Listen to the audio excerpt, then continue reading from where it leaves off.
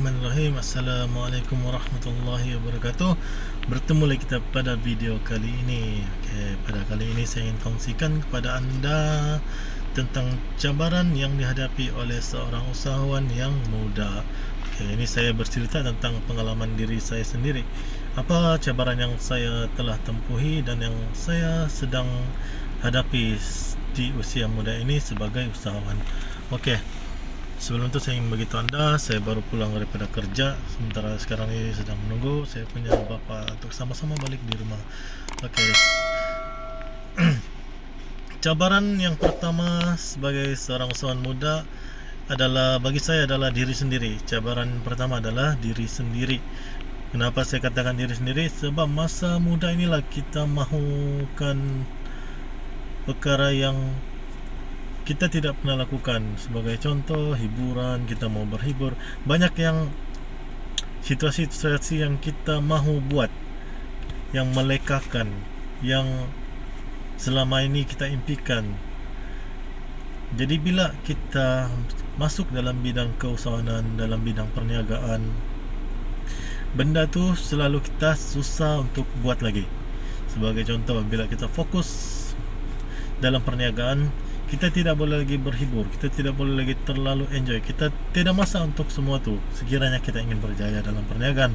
Tapi kalau kita buat perniagaan itu hanya ala kadar, maka terjadilah 50-50, yang mana perniagaan kita selalu kita tinggalkan dan akhirnya kita lalai dan perniagaan itu jatuh bungkus. Seterusnya, cabaran yang kedua adalah tentang keluarga kita. Ada sebagian keluarga, termasuk saya sendiri sebelum ini, terutama ibu bapa kita, selalunya tidak mau anaknya bekerja sendiri. Mereka mahukan anak mereka bekerja di bahagian yang mempunyai gaji yang tetaplah, seperti dalam sektor kerajaan ataupun mana-mana syarikat yang besar.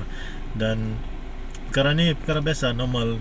Dia bukanlah tidak salah, sebab bagi mereka mahu anak mereka ada masa depan yang baik, pekerjaan yang tetap, pendapatan yang tetap. Tapi bila kita sebagai seorang yang muda memilih untuk berniaga, maka berniagalah bersungguh-sungguh. Kita buktikan yang bahawa berniaga itu mampu menjana pendapatan sama atau lebih daripada apa yang mereka impikan. Begitu. Jadi jangan pernah, bila ibu bapa kita larang kita berniaga, jangan putus asa. Kita kena buktikan yang kita boleh pergi lebih jauh lagi. Seterusnya, cabaran yang ketiga adalah orang sekeliling kita.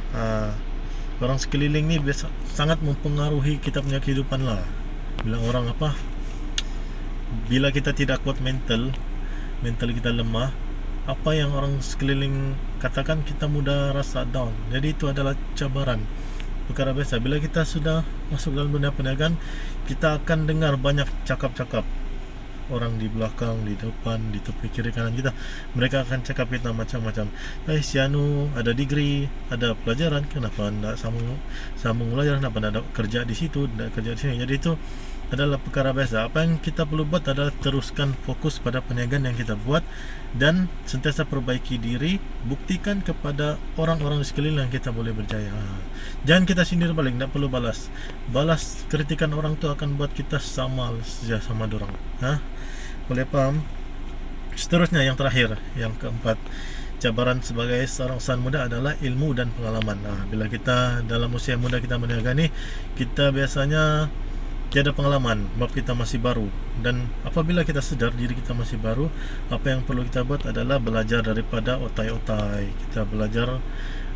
Sekarang ni kita boleh beli buku, kita boleh jumpa orang, kita boleh rujuk di YouTube. Yang penting kita sentiasa yang penting kita sentiasa belajar. Sebab dari belajar itulah kita akan dapat ilmu yang baru. Kita boleh praktiskannya dalam kehidupan, dalam perniagaan kita. Dari situlah kita akan dapat pengalaman yang luar biasa. Dan bila kita jatuh, bila kita gagal, kita jangan putus asa. Kita cuba lagi dan cuba lagi. Dari mencuba itulah kita dapat satu pengalaman yang baru, yang manis, yang indah, dan kemudiannya kita akan capai kejayaan. Alhamdulillah. Setakat itu perkongsian santai-santai daripada saya.